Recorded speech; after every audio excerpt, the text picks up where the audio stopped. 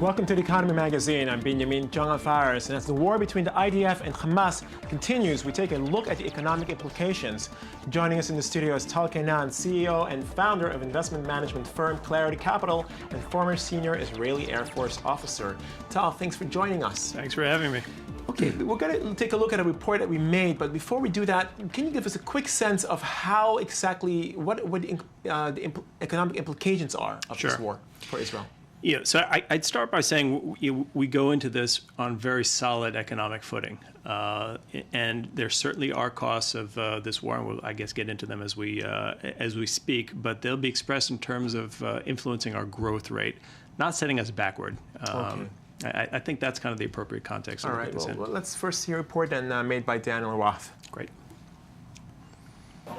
Tensions are high and fear is palpable amongst Israelis. As street violence increased in the wake of the murders of 3 Jewish teens and 1 Palestinian burned alive, violent escalation has increased with rockets shot by militant Palestinians in Gaza and Air Force bombardments by Israel. The costs are high. According to Israeli business source Globes, if the current operation is similar to 2009's Operation Cast Lead, which included ground troops and which took the lives of nearly 1,500 people, the financial cost will be nearly $2.5 billion, including costs to the army and expected property damage. As well, the heightened amount of rockets and sirens are taking a toll on businesses in the south of the country, where absenteeism from work is anywhere from 10 to 30%. There are no people in my town. People disappeared. Shops are empty and businesses don't work. I really don't know how it will end. In Tel Aviv, too, where rockets have been aimed in recent days, the economic impact is felt. On the one hand, it's not so scary. Only once in a few hours there's a siren, and then people enter the shelters. But for tourists, it's hard. And residents who are used to living in the south or north, they have a trauma from previous wars. Some people get stressed and cry. Some workers in the bar didn't work yesterday. Some people during the siren ran away. 2 in Phaeton here on the beach. Overall, property damage claims have hit nearly $3 million. While the economic cost remains to be calculated, the human cost of ongoing violence will remain untold. So, Tal, Operation Protective Edge has from the beginning really relied on airstrikes. How would a ground invasion affect the Israeli economy, the macroeconomy? Yeah, so I want to start again just by saying we come into this on very solid footing. You know, we have a certainly European level GDP rates, but emerging market growth rates. If we see an economic impact, a long-term economic impact from this round of hostilities, it's going to be in our growth rate. It's not actually going to set us back. That's the best I can estimate. I think it's a good question on a ground operation. I think the main cost component of any military operation of this scale is going to be expressed in reserve call-ups. And for the time being, there hasn't been a massive reserve call-up, and so the costs of it have been curtailed. For the time being, I think airstrikes have been the most expensive. If you talk about the direct bill to the Israeli military, it's been in the airstrikes. So I'd say if there is a ground offensive, that's probably where the price tag starts going up significantly. I see. Okay, well, the Iron Dome that we've seen actually essentially getting a lot of these rockets out of the air takes a lot of money. We actually made a report on this, and we can continue the discussion after. Great. Thanks. As violence escalates with Israeli bombs hitting Gaza and rockets from Gaza flying toward Israeli cities, the Iron Dome system comes into full effect. The Iron Dome missile defense system has been protecting major population zones in Israel since 2011. The anti-missile system is costly, though. Since 2011, the Pentagon has put in hundreds of millions of dollars and an expected $220 million for fiscal year 2014. According to Israeli business source Globes, each deployed Tamir missile interceptor costs $100,000. In recent days, Iron Dome, designed by Rafael Advanced Defense Systems, has had a 90% success rate. So, Tal, can you give us a clearer understanding of the direct military costs of Operation Protective Edge? Sure. If we start with the Iron Dome, first of all, the Iron Dome costs much less than I think than the popular conception is to operate. So it's not a major component of the cost, and certainly in terms of bang for the buck, we'll talk later about kind of secondary and tertiary costs of the economy. It's really allowed us to continue functioning almost completely as an economy as this has gone on, even as we're under rocket fire. The major component is the air campaign. So the precision munitions that are being released are expensive.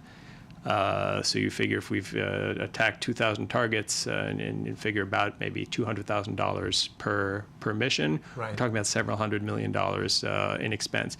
Again, in the grand scheme of things, it's something that is quite digestible to an economy of Israel's size. But I think that's the major component. Iron Dome is probably several tens of millions of dollars, if that. If they were to bring in more reserves to do a ground invasion, I mean, how would that affect the economy? Right. So once reserves are called up in big numbers, tens of thousands of reserves, then I would say all bets are off. That's a very different. So there's a direct cost. I think the Defense Ministry quotes about $200 a day, when we're speaking in dollars, for actual pay for reservists. But that's obviously a very small component. Fuel, food, logistics. It's everything around the reserves, basically. Yeah. So once we do that, I think that's a very different, a different scenario. Is there any kind of estimate of how much this conflict is costing us? So, we threw together something at the office which comes out not very far from what the finance ministry is saying. We're talking about close to $500 million. I think they're saying about $400 million. So certainly, again, not to minimize that, but certainly digestible in an economy of Israel's size. Well, as much as it has been digestible, at the same time, there are businesses down south close to the periphery of Gaza that are affected. Absolutely. We have a report on this as well. Great. 6 months ago, two brothers from the Netivot, near the Gaza Strip, set up a new entertainment center, games, club, and even a spa. For 6 months, all went well. This is how the bar looked like at nights. But then, Israel launched Operation Protective Edge. The first day you try to soak it up, the second day you also try to soak it up. How many people came during these days? If I tell you, you laugh. 4 people. They had been counting on the summer. After a few days, when no one came, the brothers approached to the home front command to try and close the business during the operation. But then they discovered they could not, because they have a room providing protection against Hamas rockets. I went to the municipality and to the home front command. They told me, you have to work. What does it mean to work? Who told you to work? A directive from Homefront Command. They know that if you'll open, no one will come. Why close you down and then they'll have to pay you for lost business days? They is the state that asks its people to be patient. But, the brothers feel, tries in every way it can to evade compensating small businesses which lose money because of what Israeli calls the situation. In the meantime, the brothers have decided to close their business temporarily to save money on costs. I pay the rent, on taxes, I pay VAT, I pay property tax. What will happen to us? When the end of the month comes, I need to give checks. Those checks have to be paid. How can I, without working for maybe a month, what can I do? When I have to pay 400,000 shekels in debts, what can I do? How can I repay this money? I cannot work, and I still have to pay everyone. How can I deal with that? Officially, after the last operation in Gaza in 2012, the state paid compensation to small businesses. But the money arrived only after 6 months. After the last operation, I received compensation of around 5,000 shekels. It did not cover my losses. What's 5,000 shekels to a coffee shop that has to pay its suppliers, has to pay taxes, rent, and wages? It's kind of a hump on our backs that it'll take years to straighten. In the marine in Ashkelon, just north of the Gaza Strip, they waited for this summer desperately. They still carry the hump from the last operation. A World Cup summer is always a good chance to increase income. So they bought television screens, hired new workers, and invested money. I already spoke to my bank this morning. I asked them to be patient because I have an overdraft in my account. If no one will find a way to deal with small businesses like mine, I don't believe they'll survive. They'll have to shut down, my business included. If I won't bring money from the outside and the state won't help me, this business will shut down or I'll have to sell. A report by I-24 News editor Amir Ben David. So, Now, we basically saw that these businesses obviously are under a lot of stress. I understand that you're also related to this. The founder, am I correct, of the Correct Foundation, which basically helps fund small businesses in the south of Israel. And you recently had a new operation, essentially giving funding to these businesses. Can you give us a little bit more information? Yeah, sure. So I'm not the founder. I'm the chairman of Correct. Yeah. And what Correct has done is essentially develop a model for small business and micro enterprise lending in developed economies like Israel's. And so far has facilitated over $320 million in loans across the country, not only in the south. We did launch a campaign earlier this week where we've made 25 million shekels as a start available to small businesses in the south. Essentially, this is a bridge. I mean, in the report, we heard about government relief programs, right, tax relief, and maybe some direct cash relief to some of these businesses. And we heard also about the bureaucracy that kind of holds that up. So essentially, we're going to be bridging, essentially targeting companies with up to 100,000 shekels in loans, and bridging them between qualification for these loans and actually getting the government loans. So essentially, that's where we'll fit in, and we'll see if we need to. We'll grow that program as well, because you're right. Businesses in the south are suffering. Businesses across the country are suffering, but particularly in the south. But as we just saw in this last report. Exactly. Okay. Well, we're going to go to another report, which basically is going to take a look at other people within Israel, besides the Gazans and the Israelis, who are also suffering from the current operation. Approximately 23,000 workers from the Palestinian Authority are employed in neighboring Jewish communities in the West Bank. As most of these workers are between 18 and 29 years old, their support directly impacts both immediate and extended families as well as their communities. And as the economy of the Palestinian Authority suffers over 20% unemployment, their contribution is crucial. The latest flare-up of violence between the IDF and Hamas following the kidnapping and murder of 3 Israeli teens has led to the tightening of security, separating areas controlled by the Palestinian Authority from Israel.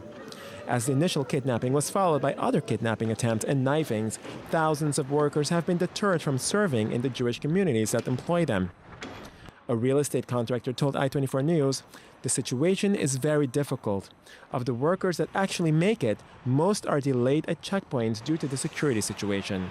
Hebron is closed, and many of those coming from East Jerusalem are also unable to come." The average daily wage of Arabs working in Jewish communities throughout the West Bank is $46 a day, about 88.3% higher than in the Palestinian Authority's economy. The potential daily income of all the Arabs employed in neighboring Jewish communities is $1.1 million. Annually, this comes to more than $291 million, nearly 9% of the total annual budget of the Palestinian Authority. A hit to this source of income would be detrimental to the workers and their families and ultimately impact the Palestinian Authority as well. Any comments on that report? Yeah, so look, clearly we as Israelis have a stake in the Palestinian economy, and the Palestinian economy is suffering as a result of everything that's going on right now. So that is definitely what I'd call an indirect cost of the conflict, both to the Palestinians and to the Israelis. Right. Beyond that, also in terms of secondary costs of this operation, what else do we see? I mean, in terms of tourism, surely tourism is down. Yeah. So the Bureau of Tourism is quoting 30% kind of year-on-year decrease in hotel bookings. Not surprising. Tourists are obviously deterred from coming here at a time like this. The tourist sector, if I'm not mistaken, is about 7.3% of GDP. I think that's right. Yeah, so significant. Right. And this is high season, of course. Right. So that's all tough. And if you're looking at the international press, we don't look very good. I'm not sure we earn that problem, but it's there. And to the extent that this furthers any kind of calls to avoid doing business with Israeli companies, that's definitely a threat. Do you have any final comments regarding Clary Capital's perspective on the situation? Well, I'd say from our perspective, there are industries, particularly the export industries, technology, what we do in financial services, that are by and large unaffected by what's going on. And I think that's great and that's important. It's an achievement of the IDF and of Iron Dome. Certainly if we could get a deal that would stop these rounds in the future, wonderful. But for the time being, I think this is, at least in economic terms, manageable. Okay, and any kind of positive note that you want to leave your clients with? A positive And our note. viewers, for that matter? Yeah, listen, I would say at the end of the day, life goes on. This is the reality here. It's becoming, unfortunately, less and less unique to Israel. This is something that I think more and more of the world is being exposed to. And I think, like anything, we adjust and we learn to live with it. And the economy has kind of come to adjust to it as absolutely. I think the economy remains robust. I don't think this is going to be a major blip on in Israeli economic history. well. Okay, wonderful. Well, Tal Keinan, CEO and founder of Clarity Capital, thanks for joining us. Thank you for having me. It's the end of our economy edition today. Thank you very much for watching. Continue to watch us next week and follow us on Twitter as well. Thank you.